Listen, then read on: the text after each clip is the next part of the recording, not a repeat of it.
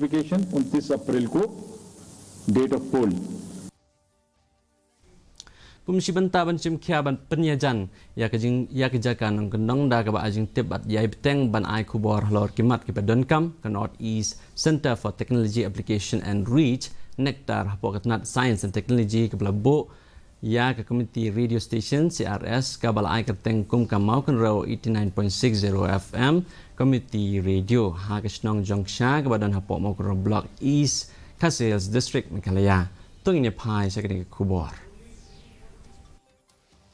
Ka FM Community Radio kadai ka banikong akajala Meghalaya ka bankentup ya borok ki jaka nang kendong ha ka balak ban sngap ha u prabkhandai 0.0 MHz jong FM band ha ki radio lani ki mobile phone ki jong phi na ka benta ban yo jingten ba ki khubor halor ki program ki bayadai bat ka puli puthi ka kot ka khia ka rap ka diang ki jingruai bat ki wi ya kani ka CRS project ka baitingka himarway da connector ha ka jinglut ka ba Henry Paulak tingka but on peniyat da ka darbar snong jongsha. I would like to express my gratitude toward the Nectar of in providing this wonderful radio station for the benefit of our people in my constituency. We will keep working hand in hand together so that people can reach out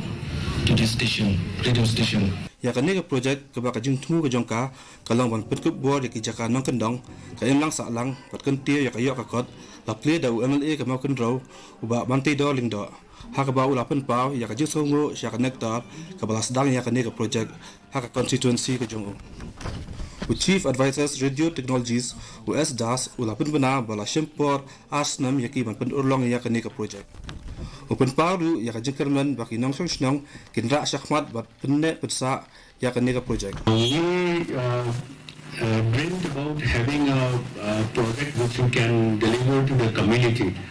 We have so many hidden talents. We saw this beautiful performance by these young students from the school. So that is one such platform we thought that we can give to the community. This radio station, I hope you will be able to use it as we have done, and it is your platform to showcase your talent. Kani ka project ka khmi lenti ban ajing rap ban kentie ya ka rap karyang ka kamai kaji kinong kendong badwanra ya ka roi ka par ha kisnong kithaw ha ka ba on toy palat chispa tuli kisnong ki ba kham ngai ki ba dan kumba lai thosan hajar gut kinong snong hapo ka makun raw block bat ki jaka bamarjan bureau report DD News Shillong ulan ke jalan Mekalaya